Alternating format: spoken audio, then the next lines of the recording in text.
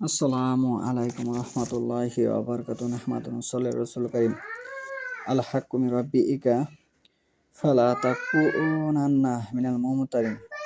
সূরা বাকারা 147। সত্য সেটি যা তোমার পালনকর্তার নিকট থেকে আসে, অতএব তুমি অবশ্যই সন্দেহবাদীদের অন্তর্ভুক্ত হও না।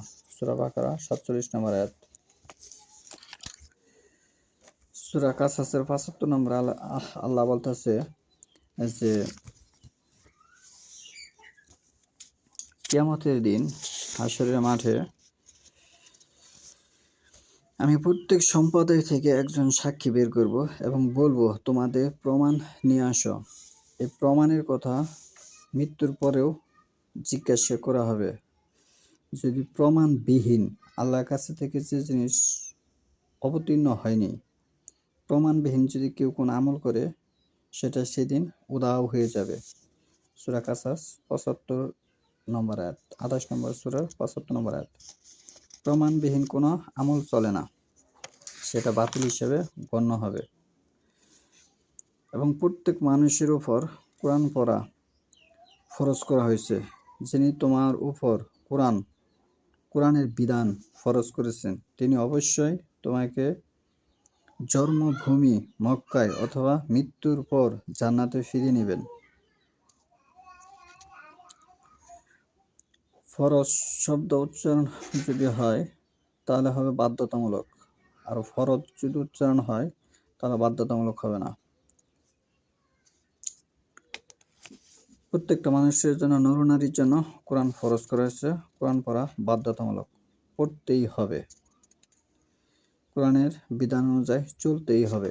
মন গড়া চলার কোনো এখতিয়ার নেই, এই সুযোগ সুবিধা এখানে নেই। ইয়া আইয়ুহাল্লাযীনা আমানুত্তাকুল্লাহা ওয়া কুনু মা'আস সাদিকিন। হে মুমিনগণ, তোমরা আল্লাহকে ভয় করো এবং সত্যবাদীদের সাথে থাকো। সূরা তওবা 119 নম্বর আয়াত। এই আয়াতটা দিয়েই বাংলাদেশে, ভারত উপমহাদেশের, সৌদি আরব সহ বিভিন্ন দেশে এই সূরা তওবার 119 নম্বর আয়াত দিয়েই মানুষকে, শতকরা 99 জন মানুষকে বিভ্রান্ত করে। এটা হচ্ছে তাদের দলিল, বিভ্রান্ত করার দলিল এটা। এখানে সত্যবাদী বলতে এখানে বোঝানো হচ্ছে সূরা নাজমের 3 নম্বর আয়াতে আল্লাহ বলতেছে, ওয়া মা ইয়ানতিকু আনিল হাওয়া। আল্লাহ রাসূল সাল্লাল্লাহু আলাইহি ওয়াসাল্লাম ব্যক্তিগত কোনো কথা বলেনি, আমি যা তাকে বলেছি তাই সে বলেছে।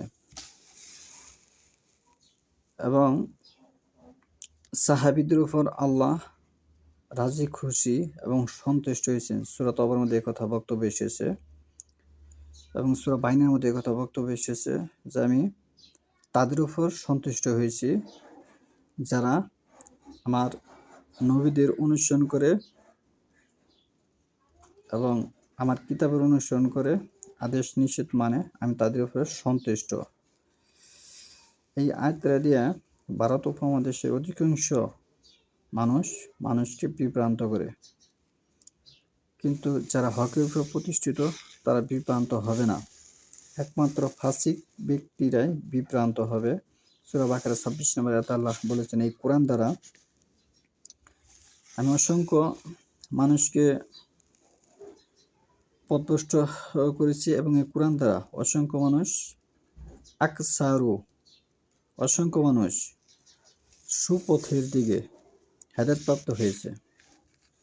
এখন কোরআন যার কাছ থেকে নেবেন তার উপর নির্ভর করবে আপনার হেদায়েতের, নসিহতের দিক নির্দেশনা।